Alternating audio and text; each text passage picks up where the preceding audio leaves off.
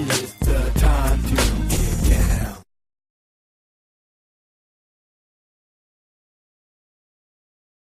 We now have been able to at least stop at least 650,000 gallons. And I don't know if that's in a day, a week, or what. Well, that's the problem. See, the problem is they keep getting caught lying. You guys remember the pictures of the oil spurting out? Okay. I don't know if go on the news today. They just did a little twitching with the camera, Vic, and they have the new high quality pictures that show it in a much clearer. Now you got oil go everywhere, not Right. just one place. Oh yeah, you don't see like a little.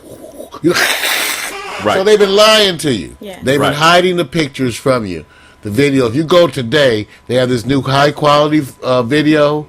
Look at the spew. Oh, yeah, man. Lord. So it's spewing. It's spewing. Yeah. It's spewing. All right. So we know about that. So that's one of the bad things. I'm gonna take you a few.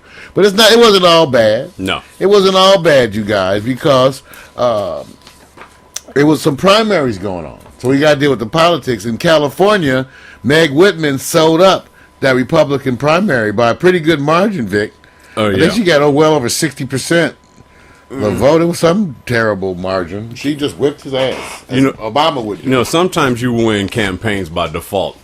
And I'm going, usually have a multitude of characters involved. This is probably one of those that you almost have to absolutely stumble over your feet when you're a billionaire to fail, when you really don't have a true candidate that's opposing a possible candidate.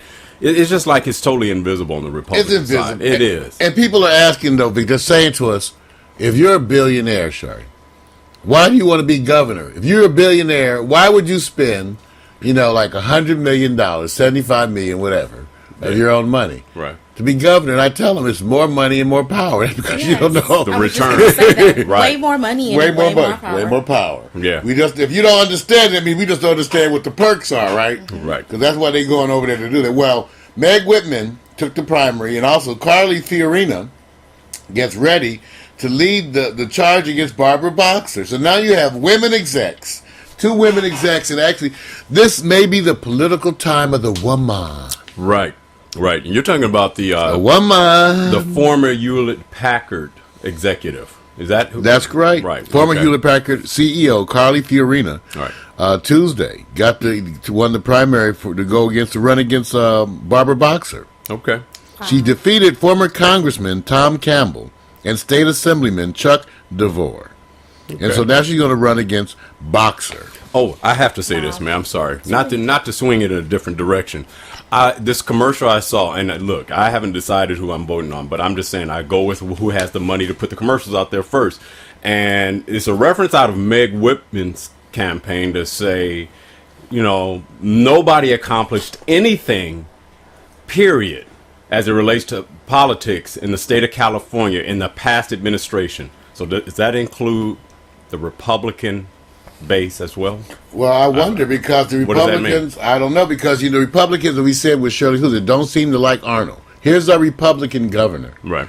And they will not embrace Arnold. They are not clinging to Arnold. I guess Arnold's not going along with what he's supposed to, but they have not clung to Arnold at all. They actually try to ignore him. And they're avoiding this because they don't want to create dissension within their own ranks. So be silent, run deep, And run quiet. like there ain't enough dissension to go around.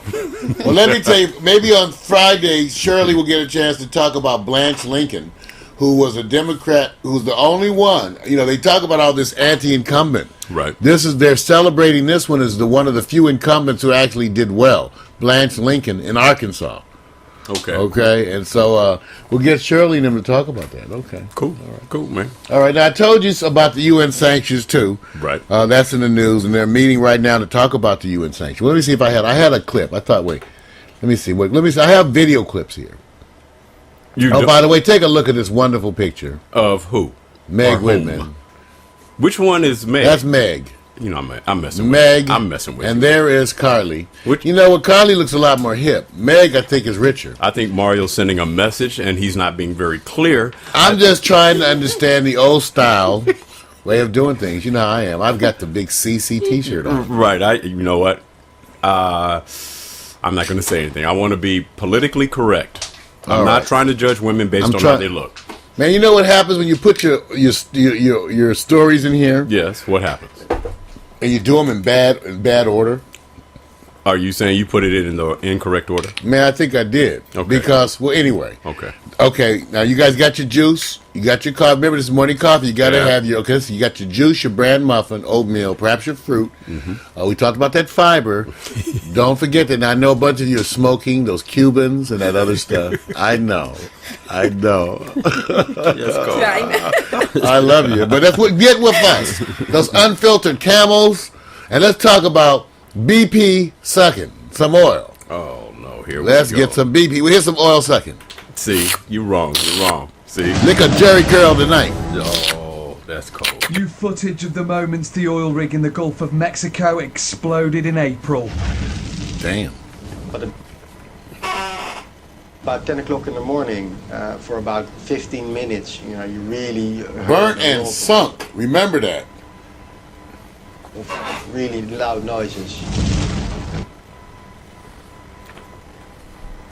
Mario, was that recently? So, Well, what happened is this is actually, sorry for those you don't realize, People are beginning to come the back to the accident that beaches. led to the oil spill. Saddens me that Oh. this part of this country is becoming an oil spill. Honestly, I thought that they just drilled too deep when they were doing the offshore drilling, and that's what happened. That's what a lot of people- When I came a lot of down people and saw don't- the oil pockets this morning on the beach. I'll take But the this out. damage to the environment is going to be long term. Dr. Jane Lubchenko is from the NOAA.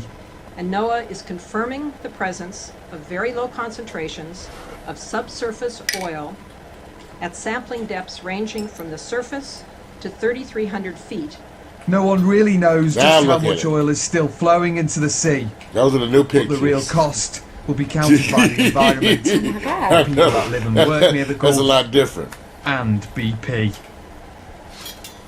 I want to Wow. thank ITN for that. Now, like Shari was saying, she said she actually thought that it was that it was a drilling accident. And a lot of people, Vic, what's happening is that the stories are not totally connected sometimes because Right. we're focused. No. And what happened was they're still trying to figure out exactly what happened, but something happened that caused a bunch of gas to suddenly rise up through the system, somehow Right. igniting an explosion.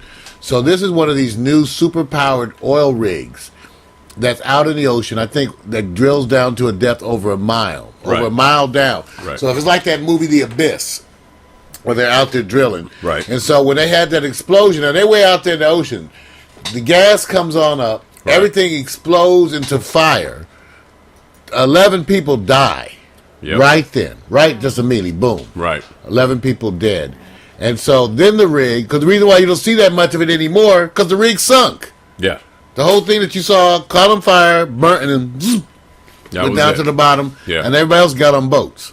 Yeah. So it's an ongoing thing, and they're talking about the amount of money it's going to take to clean this up. You guys, 20-some years, and the people. Wow. And what's so interesting, I had an article here from the people up there in Alaska who basically were saying, we feel for you.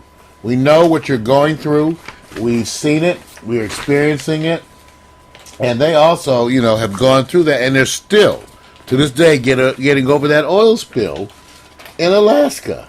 So you just answered The the Exxon question. Valdez. So you just addressed something that I kept asking about when I first heard about it. I said, what is the recovery time environmentally and how much money? And you just said 20 years right now. Well, here's the problem. Any effects, any estimates they're going to give you are going to be indirect measurements because they don't have anything to compare it to. So what they're going to do is give you times that they think That's right. relative that it takes to break down. Right. Those are indirect things, so they're not going to be accurate. Right. No, and I don't expect They're not it, gonna be accurate. But they do. Look, the approximation, and when they talk about environment.